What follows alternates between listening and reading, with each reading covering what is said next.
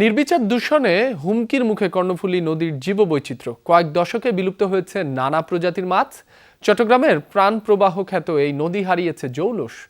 কর্ণফুলী ঘিরে যাদের জীবন জীবিকা, তারা যেন এই রূপ বদলের প্রত্যক্ষ সাক্ষী। ক্লিংকার বেশি থাকলে সিমেন্ট বেশি খাঁটি। আনোয়ার সিমেন্ট। বলা হয় মাছে ভাতে বাঙালি। এক সময় শত প্রজাতির মাছের অপুরন্ত ভাণ্ডার ছিল এই কর্ণফুলী নদী। মিঠা, মিশ্র ও সামুদ্রিক মাছের অবাধ বিচরণ ক্ষেত্র ছিল এই নদী। তবে গত 2 দশকে পাল্টেছে চিত্র। দখল দূষণে এই নদী হারিয়েছে তার জৌলুস। এখন আর মেলে না জালবর্তি মাছ।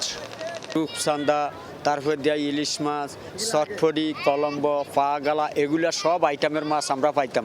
আমরা আগে 10-15 বছর আগে আমরা বহুত কিছু মাছ পেতাম, আইটেম মাছ, অনেক কিছু জাল ফেললে আমরা অনেক মাছ পাইতাম। মাছ নেই অন্য নদীতে গেলে মনে করেন যদি পাতলা জাল লই যায়, লম্বা জাল লই, ধরেন যেন মাছ পাইতো 20,000, সেন মাছ পাই 2,000।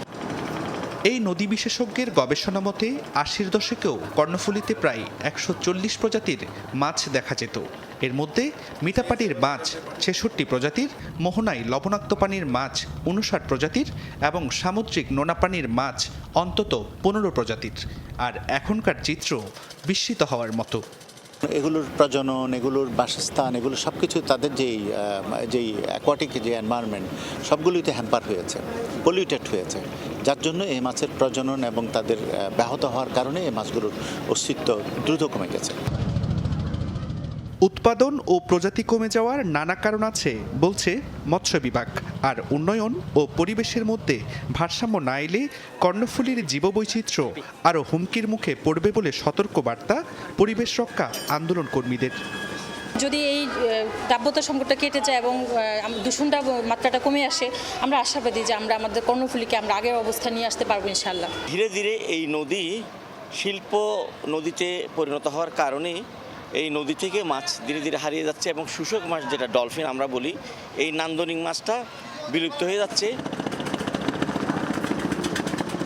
এক সময় এই কর্ণফুলী জুগিয়েছে জীবিকা ও জীববৈচিত্র্যের নিশ্চয়তা। আজ সেই নদী লড়ছে অস্তিত্বের প্রশ্নে।